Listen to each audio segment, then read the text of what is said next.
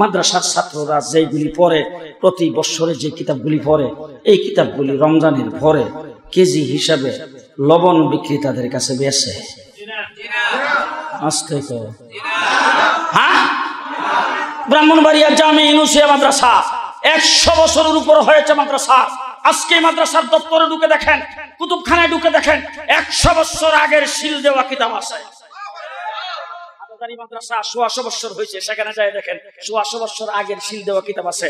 আমরা কিতাব যত্ন সহকারে পড়ি, কিতাবকে মহব্বত করে পড়ি, ভালোবাসা পড়ি, কিতাবকে যত্ন করে মহব্বত করে তারপরে পড়ি, কিতাবটাকে যত্ন করে রাখি, সুন্দর করে রাখি। কিতাব রাখার জন্য আলাদা জায়গা আছে, আলাদা মানে আলমারি আছে, সেগুলিতে রাখি। রাখার পরে 1 বছর পড়ার পরে ছাত্ররা কিতাবটা আবার দপ্তরে জমা দেয়। সেখানে যাইয়া বছর একবার রুদ্রে দিয়া শুকাইয়া মুইসা কোনোটা যদি একটু ক্ষতি হয় সেটা আবার ঠিক করে তারপর কিতাবটাকে সংরক্ষণ করে রাখি। একটা কিতাব মাদ্রাসায় 100 বছর চলে। আপনি তো দুনিয়ার থেকে চলে যাবেন, চলে যাওয়ার পরে যখন আমলনামা আপনার হাতে আসবে তখন আপনি দেখবেন হাই হাই কিছু নাই, কিন্তু এই মাদ্রাসায় আসছিলেন, আইসা তারপরে এখানে একটা কিতাব মাদ্রাসার জন্য দিয়ে গেছিলেন।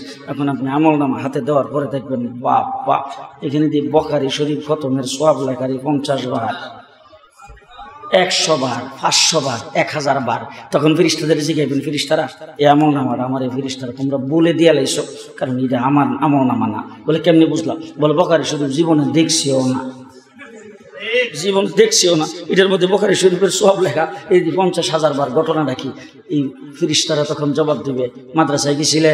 বলে হ্যাঁ, ওই মাদ্রাসার মাহফিলে যায় একটা কিতাব মাদ্রাসায় দেওয়ার জন্য ওয়াদা করছিলে, আর সেই কিতাবটা দিছিলে। ওই কিতাবটা মাদ্রাসার আলমারিতে যতদিন রয়েছে আর ছাত্ররা যতবার লেখাপড়া করছে এই কিতাব পইরা যত সওয়াব পাইছে সম পরিমাণে সওয়াব তোর আমলনামায় দিয়ে দিলাম।